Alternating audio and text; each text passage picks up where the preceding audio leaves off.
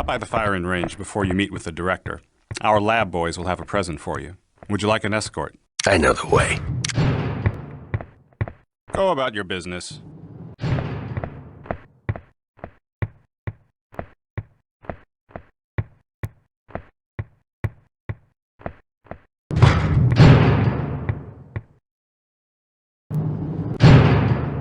You can't do this to me. I know my rights. You don't have any rights here, son. Tell us what you know. Now. But I don't know anything. I was at home reading the Bible. Ask my old man. Dave, close that, will ya?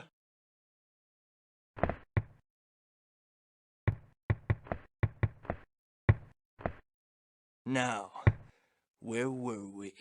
Glad I'm not that guy. Did you hear about Agent Taylor? I heard she was working with Prometheus. Well, she did have a high security clearance. You can draw your own conclusions. I guess you can't trust anyone these days. Sheesh.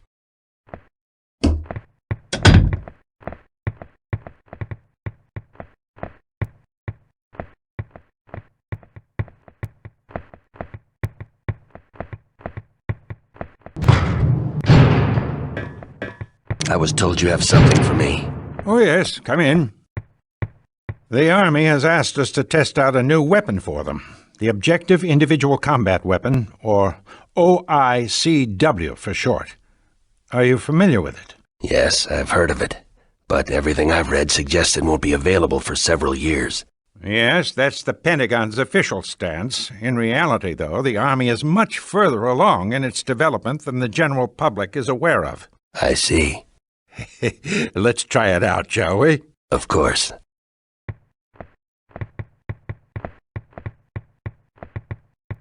The weapon's primary firing apparatus is based on standard 5.56 ammunition.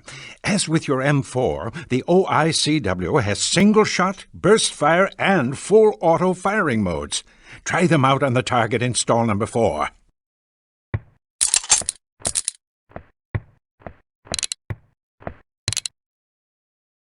The OICW also functions as a sniper rifle with 20 times magnification capabilities. Look through the scope if you would, and hit target number 3 on the head.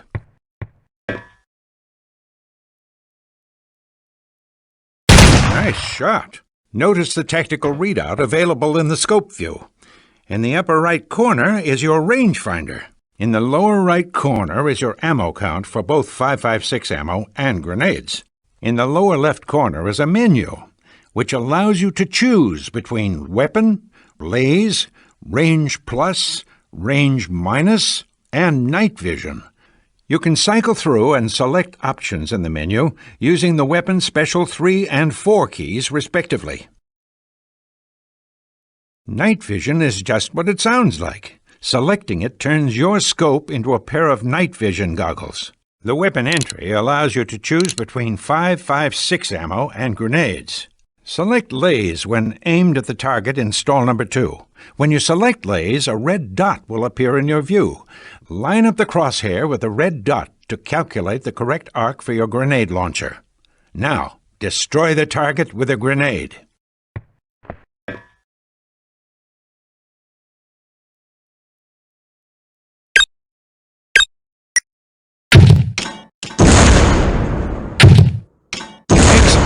Remember that the grenades are used for the range you selected when you last used laze.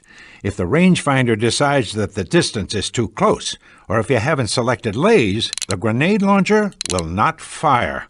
Also note that you don't need to laze targets to hit them with 5.56 rounds.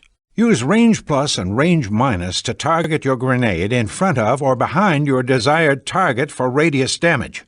This is especially useful for targeting a window and arcing your shot to go through and beyond it. Try out the range features by destroying the target behind the large wall in stall number 1. You can accomplish this by selecting laze on the brick barrier and then using range plus to get the grenade well behind the wall.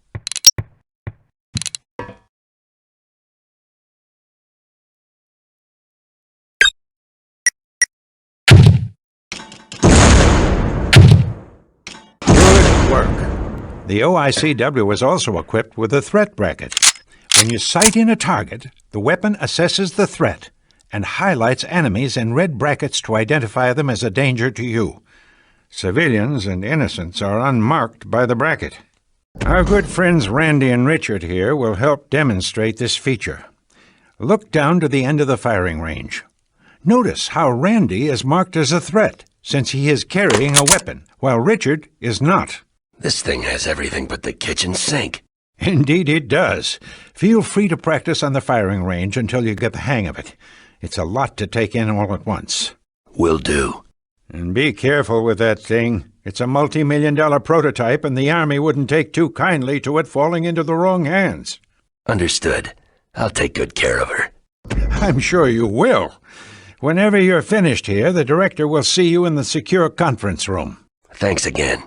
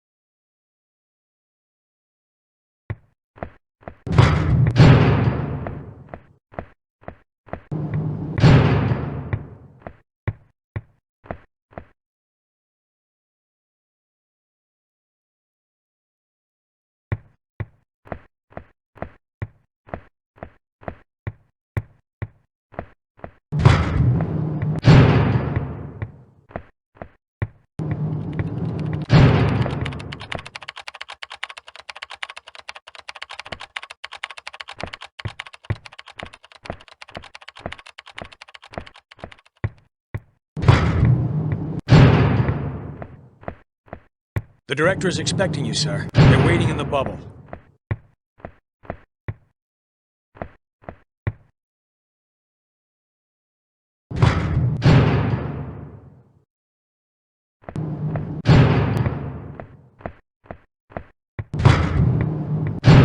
Gentlemen.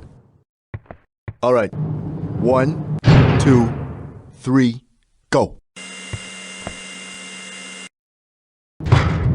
They're expecting you inside. Ah, John, come in. Mr. Wilson and I were just discussing the unfortunate incident at the armory. Incident? Is that what you call it? An incident? Taylor's dead and Sam is barely hanging on. I wouldn't worry too much about Miss Taylor, John. Our sources are convinced that Taylor was involved in the armory's destruction. I don't see how that's possible. If she was in on it, why did Prometheus kill her? Who knows? Maybe she had second thoughts about killing Mr. Gladstone. Look, I know Taylor. There's no way she could be responsible. Someone on the inside has been feeding these guys information. Everywhere I've gone, they've been expecting me. We've had our eye on her for some time now, John. We have surveillance photographs of Ms. Taylor making contact with enemy agents. She had a lot of connections to the underworld, which is a big part of the reason we brought her in. It makes perfect sense. Not to me, it doesn't. Watch your mouth, Mullins, or you're gonna find yourself off this assignment. Calm down, both of you. Let's stick to the business at hand. The night the armory was destroyed, Sam Gladstone uploaded all of his research regarding Prometheus and Romulus. He did? Well, I was unaware of that. He did.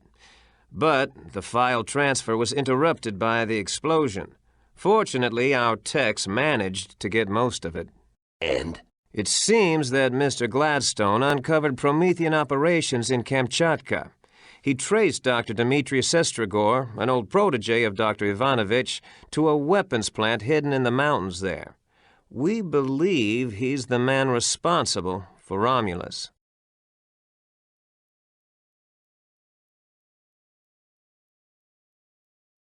What are the mission details? You leave for Kamchatka immediately, capture Dr. Sestrigor, and destroy the weapons plant. One question. If this Dr. Sestrigor used to work for Dr. Ivanovich, how do we know the good doctor isn't our mole? Well, Dr. Ivanovich was naturally under our umbrella of suspicion, but his whereabouts have been accounted for at all times. I want you to check out Dr. Ivanovich again.